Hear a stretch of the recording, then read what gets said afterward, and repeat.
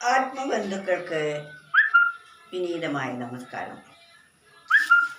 നമ്മുടെ ഓരോരുത്തരുടെയും ഉള്ളിൽ അന്തർലീനമായിരിക്കുന്ന പരമചൈതന്യത്തെ ഉദ്ദീപിപ്പിച്ച് സ്വന്തം സ്വരൂപം എന്താണ് എന്ന് തിരിച്ചറിയുക എന്നതാണ് ജന്മരഹസ്യം. ഓരോ മനുഷ്യനും ഈ ശരീരമെടുത്ത് ഈ ലോകത്തിലേക്ക് വന്നിരിക്കുന്നത് ഈ പരമരഹസ്യം അറിയുന്നതിന് വേണ്ടിയാണ്. അതിനേറ്റവും പറ്റിയ ഉപകരണമാണ് മനസ്സ് എന്ന് പറയുന്നത്. ഈ മനസ്സാണ് നമുക്ക് ബന്ധുവായിരിക്കുന്നതും ശത്രുവായിരിക്കുന്നതും. ഏറ്റവും വലിയ മിത്രമായതും ഇതേ മനസ്സ് തന്നെയാണ്. നമ്മുടെ എല്ലാ ദുഃഖത്തിനും ഹേതു മനസ്സ് തന്നെയാണ്. മനസ്സ് വിഷയങ്ങളിലേക്ക് പോയി അവയിൽ ഓരോന്നിലും ഉടക്കിയാൽ ആ ജീവൻ അനുഭവിക്കുന്നത് ദുഃഖമായിരിക്കും. എന്നാൽ അതേ മനസ്സ് തന്നെ വിഷയങ്ങളെ വിട്ട് ആത്മോന്മുഖമായി തിരിയുകയാണെങ്കിൽ ആ മനസ്സ് പരമമായ സുഖത്തിൻ്റെ ഉറവിടമായി തീരുന്നതാണ്. മനസ്സിനെ ഏതു വഴിക്ക് നയിക്കുന്നുവോ അതിനനുസരിച്ചാണ് ഒരു മനുഷ്യൻ്റെ സുഖദുഃഖങ്ങളുടെ ഉറവിടം. അതിനാൽ ഒരു കവി പറയുന്നു, ഉജ്ജ്വലിപ്പിക്കുവീനെന്നും ഹൃത്തിൽ അദ്വൈത ശാന്തി ചൈതന്യം, മോക്ഷത്തിനും സർവദുഃഖത്തിനും ഹേതു ചേതസ്സിൻ ഭാവാന്തരങ്ങൾ. ചേതസ്സിൻ്റെ ഭാവാന്തരങ്ങളാണ് നമുക്ക് പരമസുഖത്തിനും അത്യന്ത ദുഃഖത്തിനും കാരണമായിരിക്കുന്നത്. അതുകൊണ്ട് ഉജ്ജ്വലിപ്പിക്കുവീനെന്നും ഹൃത്തിൽ, അതുകൊണ്ട് നമ്മുടെ ഹൃദയത്തിൽ ആ പരമചൈതന്യത്തെ ജ്വലിപ്പിക്കൂ. അതിപ്പോൾ നാം അറിയാതെ പോവുകയാണ്. നാം അറിയാതിരിക്കുന്ന കാലം വരെ അതിൻ്റെ ചൈതന്യം, അതിൻ്റെ മഹത്വത്തെക്കുറിച്ച് ഒട്ടും തന്നെ അറിയുന്നില്ല. ഒരിക്കൽ ഒരു ചെറുപ്പക്കാരൻ ഭിക്ഷാന്തേഹിയായി നടക്കുന്നത് കണ്ടു. അപ്പോൾ ആ ചെറുപ്പക്കാരൻ്റെ അച്ഛൻ്റെ സുഹൃത്ത് പറഞ്ഞു, എടോ കുട്ടി, നീ ഇങ്ങനെ തെണ്ടിയായി നടക്കേണ്ടവനല്ല. നിൻ്റെ അച്ഛൻ ഏറ്റവും വലിയ ധനികനാണ്. നിനക്ക് ജീവിക്കാനുള്ള എല്ലാ വകകളും നിൻ്റെ അച്ഛൻ സമ്പാദിച്ചു വച്ചിരിക്കുന്നു. അതറിയാതെയാണല്ലോ നീ ഇങ്ങനെ യാചകനായി നടക്കുന്നത് എന്ന് പറഞ്ഞു. അപ്പോൾ അച്ഛൻ തന്നിരുന്നതെല്ലാം എനിക്ക് തീർന്ന് നഷ്ടപ്പെട്ടു പോയി. എല്ലാം തീർന്നപ്പോൾ ഞാൻ ദരിദ്രനായി. ദരിദ്രനായപ്പോൾ പിന്നെ യാചനയല്ലാതെ മറ്റെന്താണ് പൊമ്മൊഴി എന്ന്. അപ്പോൾ ആ അച്ഛൻ്റെ സുഹൃത്ത് പറഞ്ഞു, ഇല്ല കുട്ടി, നിൻ്റെ അച്ഛൻ നിനക്ക് ഒരിക്കലും തീരാത്തത്ര സമ്പത്ത് ഉണ്ടാക്കി വച്ചിരിക്കുന്നു. അത്രയും വലിയ സമ്പത്തിൻ്റെ ഉടമയാണ് നിൻ്റെ പിതാവ്.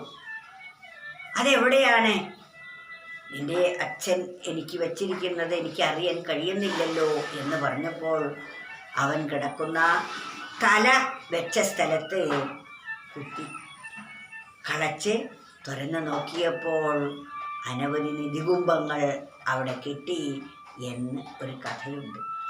എന്താണ് വാസ്തവത്തിൽ ഈ കഥയുടെ അർത്ഥം? ഇത്രയും നിധി തൻ്റെ തലയ്ക്കൽ ഇരുന്നിട്ടും അതറിയാതെയാണ് അയാൾ ഭിക്ഷാന്തേഹിയായി നടക്കുന്നത്.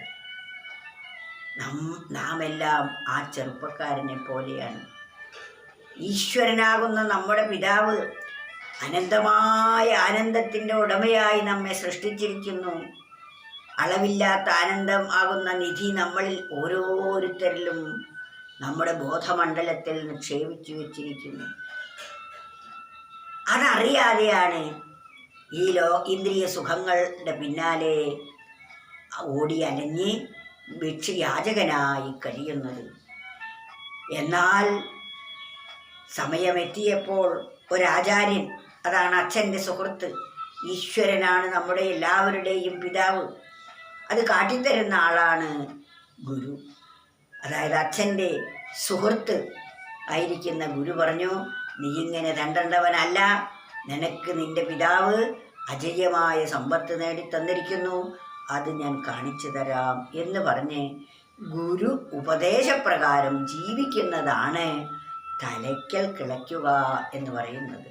അതിന് തലവെച്ച സ്ഥലത്ത് കിളക്കുക എന്ന് പറഞ്ഞാൽ ബുദ്ധിപൂർവം ജീവിക്കുക, വിവേകത്തോടുകൂടി തന്നിൽ അന്തർലീനമായിരിക്കുന്ന പരമചൈതന്യത്തെ കണ്ടെത്തുക എന്നാണ് അതിൻ്റെ അർത്ഥം. അത് കണ്ടെത്തി കഴിയുമ്പോൾ മനസ്സിലാവും താനിങ്ങനെ യാചിച്ച് നടക്കേണ്ടവനല്ല, ഇത്രയും അനന്തമായ ആനന്ദത്തിൻ്റെ അല്ലെങ്കിൽ ധനത്തിൻ്റെ ഉടമസ്ഥനാണ് നാം ഓരോരുത്തരും. അതറിയാതെ ആ ചെറുപ്പക്കാരനെ പോലെ നമ്മളും ഭിക്ഷാന്തേഹികളാണ്. ഇന്ദ്രിയങ്ങളിൽ കൂടി കിട്ടുന്ന തുച്ഛമായ സുഖത്തിന് വേണ്ടി ഓടിയലയുന്നു. അപ്പോഴാണ് അനുഭവസ്ഥരായ ആചാര്യന്മാർ നമുക്ക് പറഞ്ഞു തരുന്നത് നാം ആരും അലയേണ്ടവരല്ല, എല്ലാ സമ്പത്തും നമ്മളിൽ തന്നെ നിക്ഷേപിച്ചു വെച്ചിരിക്കുന്നു എന്ന് നമ്മോട് പറയുകയാണ്. അതാണ് ഉജ്ജ്വലിപ്പിക്കുവീനെന്നും ഹൃത്തിൽ അദ്വൈത ശാന്തി ചൈതന്യം. നമ്മളിൽ നിന്നും രണ്ടാമതൊന്നില്ലാത്ത ശാന്തിയാകുന്ന ചൈതന്യം നാം ഉജ്ജ്വലിപ്പിക്കണം. ഉജ്ജ്വലിപ്പിക്കുവീനെന്നും ഹൃത്തിൽ അദ്വൈത ശാന്തി ചൈതന്യം. അദ്വൈതം എന്നാൽ നമ്മളിൽ നിന്നും അന്യമല്ലാത്തത്, അതും നമ്മളും ഒന്നാണെന്ന ബോധത്തിനാണ് അദ്വൈതം. രണ്ടാമത് ഒന്നില്ലാത്ത, അതാണ് പരമശാന്തി, അതാണ് ചൈതന്യമായിരിക്കുന്നത്. അതാണ് ഉജ്ജ്വലിപ്പിക്കുവേനെന്നും ഹൃത്തിൽ അദ്വൈത ശാന്തി ചൈതന്യം. മോക്ഷത്തിനും സർവദുഃഖത്തിനും ഹേതു ചേതസ്സിൻ ഭാവാന്തരങ്ങൾ.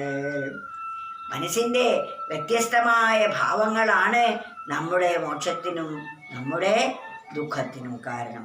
വിഷയോന്മുഖമായി നമ്മുടെ മനസ്സ് ഓടുകയാണെങ്കിൽ അത് ദുഃഖത്തിൽ ചെന്ന് അവസാനിക്കും. ആത്മോന്മുഖമായിട്ടാണ് നാം തിരിയുന്നതെങ്കിൽ അത് മോക്ഷത്തിന് കാരണമായിത്തീരും. എന്താണ് മോക്ഷം? ഇവിടെ എന്തെല്ലാം സ്വാതന്ത്ര്യങ്ങളുണ്ടോ അവയിൽ നിന്നെല്ലാമുള്ള മോചനമാണ് മോക്ഷം എന്ന് പറയുന്നത്. അതിൻ്റെ ഫലമോ ആനന്ദം, സംതൃപ്തി, സന്തോഷം, പൂർണ്ണത, ഇതെല്ലാം നമുക്ക് അവകാശപ്പെട്ടതായിരിക്കും. അത് അനന്തമായതായിരിക്കും. അത് ആദ്യവും അവസാനവും ഇല്ലാത്തതാണ്. അത്തരത്തിലുള്ള ആനന്ദത്തിൻ്റെ ഉടമകളാണ് നാം ഓരോരുത്തരും. പരിപൂർണതയുടെ, പരിപൂർണ സംതൃപ്തിയുടെ ഉടമസ്ഥരാണ് നമ്മൾ. അത് അറിയുന്ന മഹത്തുക്കൾ പറയുന്ന വാക്കുകൾക്കനുസരിച്ച് ജീവിക്കുമ്പോൾ നമുക്കത് അനുഭവവേദ്യമാകും. ഉജ്ജ്വലിപ്പിക്കുവീനെന്നും ഹൃത്തിൽ അദ്വൈത ശാന്തി ചൈതന്യം. മോക്ഷത്തിനും സർവദുഃഖത്തിനും ഹേതു ചേതസ്സിൻ ഭാവാന്തരങ്ങൾ.